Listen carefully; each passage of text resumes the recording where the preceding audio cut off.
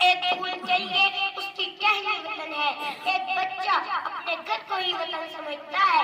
एक इंसान पर क्या मौकूफ हर जानदार अपने मुकद्दस वतन पर जान रखता है।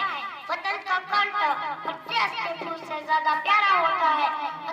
अगर आप किताबें उठाएंगे और तारीख हिंदुस्तान को उठाएंगे तो आपको मालूम हो जाएगा कि खाली डॉक्टर भीमराव अंबेडकर ही ने कानून नहीं बनाए हैं, बल्कि कमो बेश 7 मुसलमान और मौलाना हजरात ऐसे थे कि जिन्होंने मिलकर इन कानून को जब्त किया है और लिखा है। हिंदुस्तान में जिन लोगों ने इस हिंदुस्तान की आजादी के लिए कुर्बानियां दी, मैं दावे से कहता हूं, मैं फख्र से कहता हूं कि सबसे ज्यादा कुर्बानियां, सबसे ज्यादा गले कटाने वाले में से उलमाए देवबंद की जो है वो भारी अक्सरियत रही।